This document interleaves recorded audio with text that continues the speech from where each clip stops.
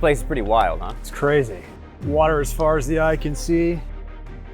I was a cop for almost 9 years, actually. You know, hand-to-hand combat, defensive tactics training, you know, firearms training. And it's a lot like how you have to be out here. You're focused and you're dialed in, you know? Like if you let your guard down, you know, for a second out here, there could be some bad things that happen to you. But eventually, the call of the Himalayas was too great. I thought it's either now or never. And I didn't want to be one of those to look back and say, I wish I did that.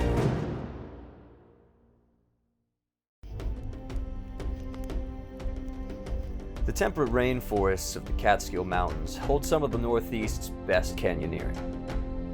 Former cop and Himalayan climber Jake St. Pierre and I drop into the Devil's Kitchen, a deep waterfall canyon that proves frigid despite the August weather. As we work our way down into the jagged canyon, Jake shares some of his many stories, ranging from surviving avalanches to saving lives, while on the hunt for the highest summits. I knew that I could never have an office job, like a 9 to 5, and I thought that if I was in law enforcement, you know, it would be different every day. You deal with all kinds of people, and my philosophy was, you know, you treat people like $1 million until they give you a reason not to. And, you know, it happens, you know, but you make the best of it. And then, you know, but, you know, you also do get to help certain people. There was a woman, she was hanging herself. I cut the cord down, and I started to give her CPR. And I called for the ambulance. She actually made it, you know, but the doctor said another minute, you know, to a minute and a half, she would have been dead. So till this day, on that date, she'll give me a call. You know, say thank you, my husband thanks you, my kids, and that kind of stuff, you know, that makes all the other crap worth it. I was a cop for almost 9 years, actually, in New Hampshire. And then that all kind of changed when I got an invitation to go to Mount Everest back in 2014. They wouldn't give me 3 months off, which is understandable. So I had to resign. We were studying climate change at the top of the world. I was there to witness the avalanche back in 2014 on Everest. The Khumbu Icefall avalanche. The Khumbu, yeah. Yeah, we actually lost a teammate in that avalanche. He was making a run up to Camp 1 when it hit. He was a Sherpa? He was a Sherpa.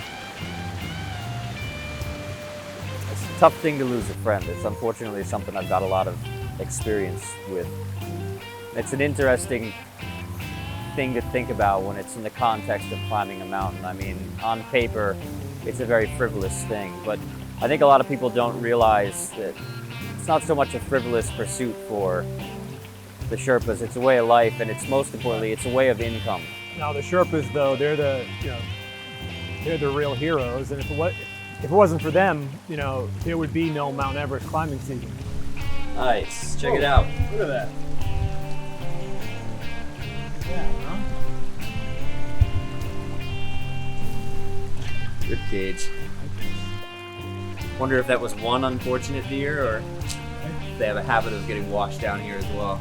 See if we find any more. Tough break, Bambi. You got swept up in an avalanche on Mount Washington, right? Managed to arrest yourself out of it? Mount Washington's been a training ground since I can remember. And I was asked to join a climbing party to go take a wounded U.S. Marine.